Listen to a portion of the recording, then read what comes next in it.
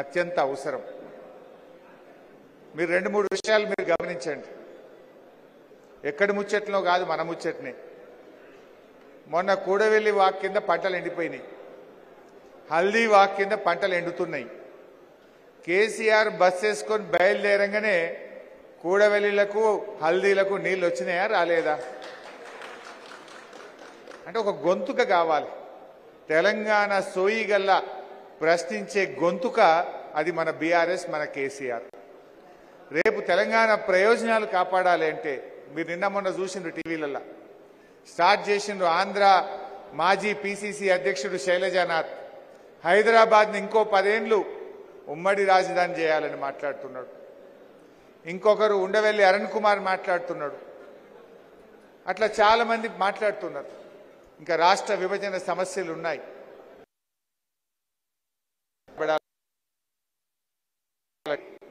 కేసీఆర్ శ్రీరామ రక్ష, బీఆర్ఎస్ పార్టీయే శ్రీరామ రక్ష.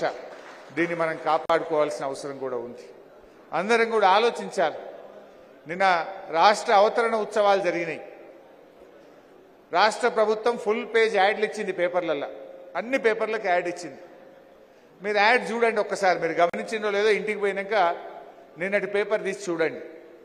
ఆ పేపర్లో ఎక్కడ జై తెలంగాణ, జై జై తెలంగాణ అని లేదు.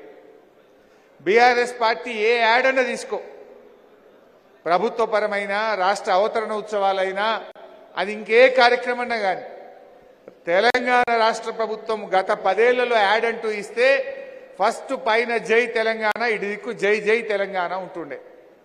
కానీ నిన్న రాష్ట్ర అవతరణ ఉత్సవాల యాడ్లో జై తెలంగాణ పదమే మిస్ అయిపోయింది.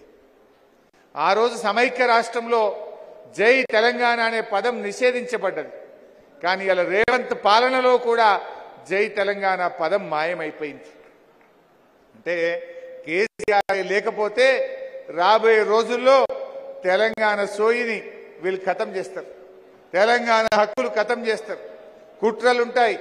అందువల్ల ఇవాళ మనం అధికారంలో ఉన్న ప్రతిపక్షంలో ఉన్న తెలంగాణ కోసం పుట్టిన పార్టీ, తెలంగాణ రాష్ట్రం తెచ్చిన పార్టీ, తెలంగాణ హక్కులు కాపాడే పార్టీ, తెలంగాణ కోసం మాట్లాడగలిగే ఒక గొంతుక మన బీఆర్ఎస్. అందువల్ల ఈ బీఆర్ఎస్ అనేది రాష్ట్రానికి ఎప్పుడు కూడా చాలా అవసరం, మనం ఉండాల్సిందే. అందువల్ల మనందరం కూడా ఈ బీఆర్ఎస్ కార్యకర్తలుగా ఉన్నందుకు, ఈ రాష్ట్రాన్ని సాధించినందుకు నిజంగా గర్వపడాలి మనం. రేవంత్ రెడ్డి గారు ఎన్నడూ జై తెలంగాణ అన్నోడు కాదు. ఆయన పేరు రేవంత్ రెడ్డి కావచ్చు, ఆయన రాష్ట్రానికి ముఖ్యమంత్రి కావచ్చు, కానీ మీలాగా ఎన్నటికీ ఒక తెలంగాణ ఉద్యమకారుడు కాలేడు కాలేడు కాలేడు. అవుతాడా? తెలంగాణ ఉద్యమకారుణ్ణి అని మీ పిల్లలు చెప్పుకుంటారు, మీ మన్మలు చెప్పుకుంటారు. మా నాయన తెలంగాణ కోసం జైలుకు పోయిండు, మా నాయన తెలంగాణ కోసం కొట్లాడిండు అని చెప్తాడు తప్ప రేవంత్ రెడ్డి ఎప్పుడన్నా ఉద్యమకారుడు అవుతాడా? ఉద్యమకారుల మీద తుపాకీ గురిపెట్టిన తెలంగాణ ద్రోహిగా చరిత్రలో ఉంటాడు తప్ప ఏనాటికి తెలంగాణ ఉద్యమకారుడు కాలేడు. ఆ ఘనత మీకు దక్కుతుంది, మనందరికీ దక్కుతుంది. తెలంగాణ కోసం కొట్లాడినాం కనుక రైలు పట్టాలెక్కినాం, రాస్తారోకోలు చేసినాం, కరెంటు కోసం ఇదే రాజీవ్ రహదారిని ఒకరోజు దిగ్బంధం చేసినాం. రాజీవ్ రహదారిని కరెంటు కోసం చేసినాం. ఆనాటి ప్రభుత్వం మీద ఒత్తిడి పెంచిన పోరాట చరిత్ర మనందరికీ ఉన్నది. ఇలా ఎన్నో త్యాగాలు పోరాటాలు ఉన్నాయి. నిజంగా సీనన్న మాట్లాడుతుంటే పాత జ్ఞాపకాలన్నీ ఒకటొక్కటి నాకు గుర్తొస్తా ఉండే. ఎంతో ఆనందం కలిగింది. సిద్ధారెడ్డి సార్ అన్నట్టు ఆ ఉద్యమంలో ఉండే ఊపు, ఉత్సాహం, ఆ పోరాటం ఎంత గొప్ప తృప్తినిచ్చేదో. ఆ రోజు అరెస్ట్ అయినా, జైల్లో పడ్డా అసలు బాధ కలిగేది కాదు.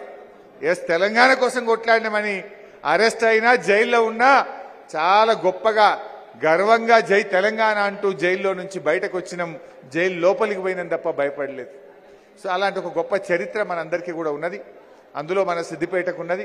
మరి మీ అందరికీ, ఈ పోరాటంలో పాల్గొన్న మీ అందరికీ పేరు పేరున, నేను పేర్లు చెప్పలేదు అనుకోవద్దు, నేను పేరు పేరున కృతజ్ఞతలు తెలియజేస్తూ, ఇప్పుడు మా రాజ్నర్స్ గారు పేర్లు చదువుతూ ఉంటాడు. అందరూ ఒక్కొక్కరు వచ్చి దయచేసి వేదిక మీదకి వచ్చి ఈ సన్మానాన్ని, ఈ చిరు సన్మానాన్ని అందుకోవాల్సిందిగా కోరుతా ఉన్నాం. ఈ బర్త్డే వాళ్ళ కూర్చోవాలి, తర్వాత చేసుకుందాం. ముందు ఉద్యమకారులను సన్మానం తర్వాత బర్త్డే ఫంక్షన్ ఉంటుంది. దయచేసి ఎవరు కూడా లేవకూడదు. హైమద్ శిబిరాన్ని సుమిత్ర మేడం గారు. ఆగు, ఆగు.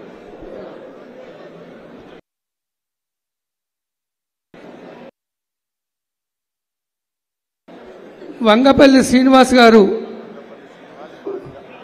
వంగపల్లి శ్రీనివాస్ మాదిగ గారు. వంగపల్లి శ్రీనన్న మాదిగ.